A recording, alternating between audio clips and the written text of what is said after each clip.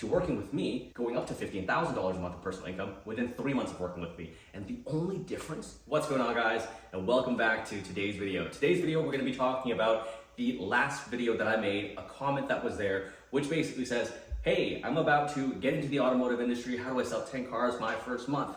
I get this question quite a bit by people who are slowly getting into the industry or want to get in or have been curious to get in, but they have this weird ideology that they need to sell 10 cars a month in order to make $10,000 a month. I'm here to set the record straight. 10 cars a month does not equal $10,000. It really depends on your structure. We're gonna be talking about all of that in today's video, and I want you to stay to the very end because I wanna give you guys a free blueprint of what I used and what all of my top performing sales agents used back in the day on how they were able to build a pipeline to not only get to 10 cars a month average, but to get an average income of $10,000 to $15,000 a month within the first year working in the automotive industry. So stick till the very end because I will be going over all of this and hopefully clarifying a lot of these questions that you might have about the industry. So first off and foremost, if you haven't already, subscribe to the channel. If you get value from it, subscribe to the channel. And if you want to continue supporting me in my journey in building up the best free sales training platform on YouTube, subscribe to the channel. That is the end all be all. Don't forget to subscribe.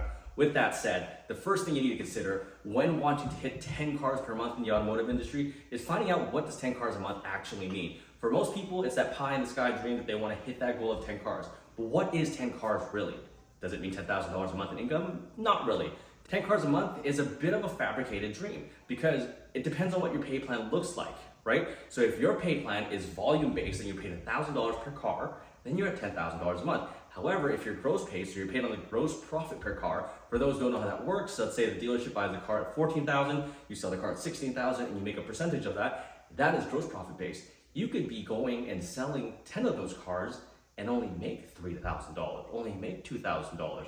Shoot, I know a couple of guys in the past who sold 10 cars and only made about $1,800, but that was a very low gross profiting store, and that's how their pay plan was structured. So the first thing you want to do is understand when you go into the dealership that you're applying at, what does your pay plan look like? Understanding your pay plan so you can work that pay plan to your advantage. The second thing you want to do is you want to understand the layout of the dealership. So let's say, for example, you go to a dealership and they pay you a volume-based target bonus or a volume-based target pay plan. What does this look like? Well, the example that I used earlier was one car equals $1,000. If they tell you that and they say, hey, we sell 50 cars per month, but they have 50 cars in inventory, the probability of them selling 100% of their cars every single month, month over month, is very low.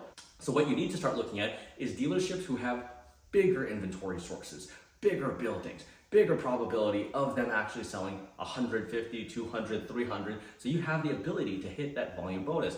Now, I'm not here to say if you're at a dealership and there's 10 cars that you can't sell all 10 of those cars because there are those outliers, but the reality is it doesn't really happen that often. Now, the flip side to this is individuals that are paid on gross profit.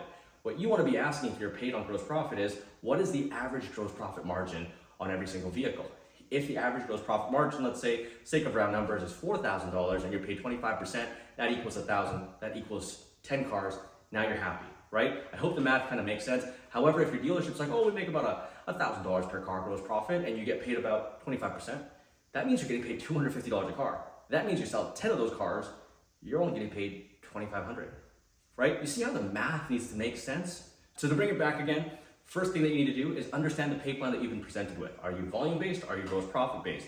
Second thing is understanding the lay of the land. Is the dealership realistically a high volume dealership and they've proven it out with their business model? Or are they a high grossing dealership and they've proven it out with their business model?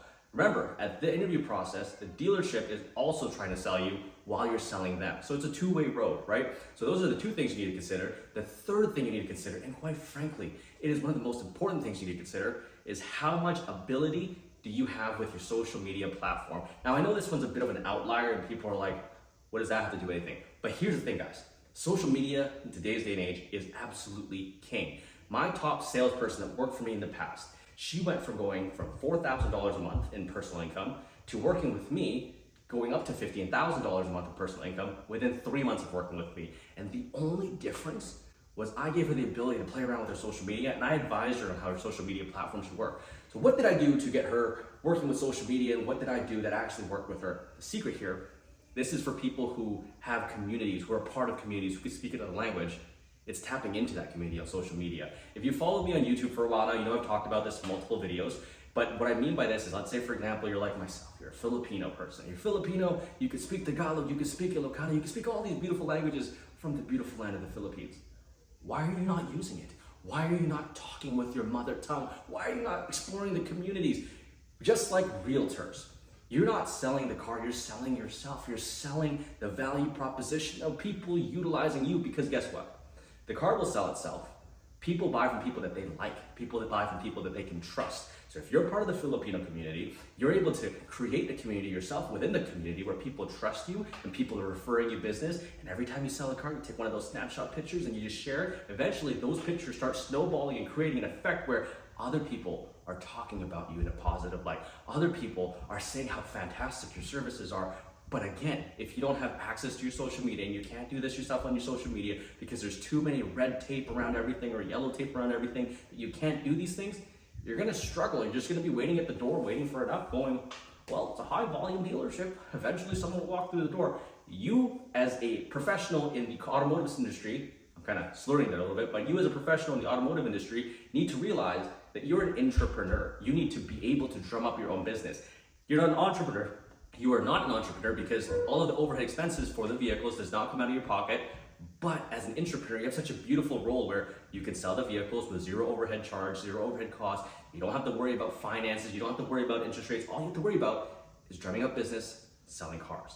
And that is the best way realistically to drive business up, to go from 0 to 10 cars per month. So rounding this video up to making sure that we're all on the same page. Number 1, understanding your pay plan. Number 2, understanding your dealership. Number 3, being able to get full control of your social media and tapping into communities in your social media. And if you guys want, if you sticked around this far, I'll actually give you a little bit of a bonus. So the 4th thing you want to do is tapping into not your digital social media, but your local media. Does the restaurant that you go to know who you are? Have you given out business cards? With that local event that you went to, did you talk to individuals in a non-confrontational, non-weird manner? Now, what do I mean by non-confrontational, non-weird manner? Well, have you guys ever been to events where you see someone from the corner of your eye and you're just like, this guy's gonna sell me something? Those people are the worst. They reek of commission breath. You never wanna do business with them.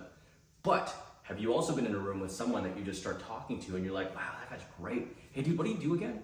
And they get permission from you for them to sell you what they do. That's who you wanna be. You wanna be the cool cat who not only pitches people at the right time, but gets permission from that person to tell them about their business. That is how you're gonna win time and time again. And if you guys wanna learn how to do that, make sure you subscribe to this channel because I'll be going over that in the next few videos that we have here. So with that being said, please subscribe and I will see you guys on the next one.